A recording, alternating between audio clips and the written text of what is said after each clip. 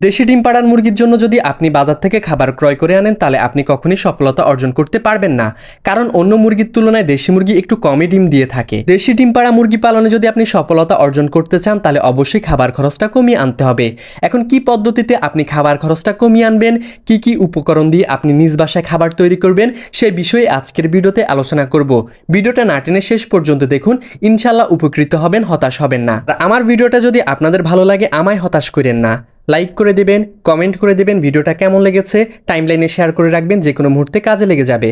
আর subscribe করে সাথে থাকবেন, পেজ থেকে দেখলে পেজটা ফলো করে সাথে থাকবেন। দেশি মুরগিকে চেষ্টা করবেন সকাল 7টা থেকে 8টার মধ্যে খাবার দিতে, তাহলে ডিমের পার্সেন্টেজটা ভালো পাবেন। তাহলে যে খাবারটা দেবেন সেই খাবারের সাথে 50% দেবেন গম ভুট্টা বাঙ্গা, তারপর 20% দেবেন হচ্ছে ধানের কুড়া, 15% দেবেন সরিষার খৈল।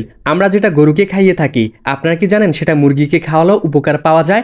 আপনারা সেই খৈলটা ভালোভাবে গুঁড়ো করে নেবেন, তারপর মুরগির ওই খাবারের সাথে মিক্স করে দেবেন। এরপরে ডিম পাড়ার মুরগির ডিমের খোসা শক্ত করার জন্য, যেন মুরগির ডিমের খোসা শক্ত হয় এবং কি মুরগির শরীরে ক্যালসিয়ামের ঘাটতি না হয়, আপনাকে অবশ্যই ক্যালসিয়াম প্রয়োগ করতে হবে।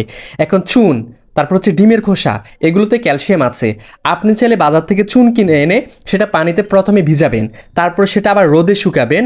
ভিজা চুনটা আবার হচ্ছে রোদে শুকাবেন, তখন তার জাসটা চলে যাবে, তখন সেটা গুঁড়ো করে খাবারের সাথে মিক্স করে দেবেন।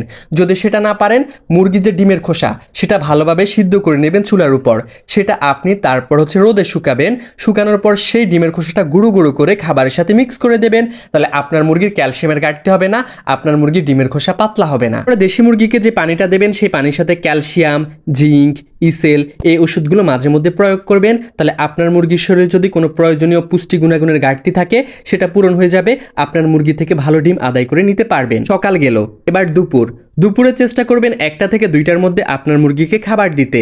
দুপুরে আপনার মুরগিকে যে খাবারটা দিবেন সেটা হচ্ছে সবুজ শাক, পালং শাক হতে পারে, পুঁই শাক হতে পারে, এলেঞ্জা শাক হতে পারে, যে কোনো শাককে আপনি কুচি কুচি করে নেবেন। কুচি কুচি শাকের সাথে আপনি ভাতের মার মিক্স করবেন, আর সাথে দেবেন ভুসি, কিছু পরিমাণে ভুসি দিবেন, সেটা আপনার মুরগিকে খেতে দিবেন। দেখবেন মুরগি মনের আনন্দে খাবে এবং কি আপনার মুরগির ক্যালসিয়াম, প্রোটিন, মিনারেল এগুলোর ঘাটতি পূরণ হয়ে যাবে, আপনার মুরগি খুব ভালো ডিম দেবে। দেশি ডিম পাড়া মুরগির জন্য দুপুরে এই খাবারে যথেষ্ট, এই খাবার দেবেন। এরপর বিকেলে অবশ্যই চেষ্টা করবেন 4টা থেকে 5টার মধ্যে আপনার মুরগিকে বিকেলে খাবার দিতে। আপনি সকালে যেই খাবারগুলো দিয়েছেন, যেই পদ্ধতিতে খাবার দিয়েছেন, বিকেলেও সেই পদ্ধতিতে সেই খাবারই আপনার মুরগিকে দেবেন। ফলে দেখবেন আপনার মুরগি সুস্থ থাকবে, ভালো থাকবে, আপনার মুরগির রোগ প্রতিরোধ ক্ষমতা বৃদ্ধি পাবে এবং কি আপনার মুরগির খাবার খরচটা কমে আসবে। দেশি মুরগিকে সুস্থ রাখার জন্য সবচেয়ে জরুরি হচ্ছে সাদা পানি, ভালো তাজা পানি আর তাজা খাবার। অবশ্যই বাসি খাবার দেবেন না, যে খাবার দেবেন ভুট্টা বাঙ্গা, গম বাঙ্গা, যে উপকরণ ওগুলো অবশ্যই তাজা আনবেন বাজার থেকে বা সংগ্রহ করে নেবেন, যেখান থেকেই নেন তাজা খাবার দেবেন যতটুকু প্রয়োজন মুরগি অনুযায়ী। থাকার জায়গা অবশ্যই পরিষ্কার পরিচ্ছন্ন রাখবেন। ভিডিওটা ভালো লাগলে টাইমলাইনে শেয়ার করুন, আপনাদের যে কোনো সময় কাজে লেগে যাবে। আশা করি উপকৃত হবেন। আর আমাকে হতাশ করেন না, অবশ্যই ভালো লাগলে লাইক করুন, কমেন্ট করে জানিয়ে দেবেন ভিডিওটা কেমন লেগেছে। এতক্ষণ আপনাদের মাঝে ছিলাম আমি মোহাম্মদ ফাহিম হুসাইন। আল্লাহ হাফেজ, আসসালামু আলাইকুম।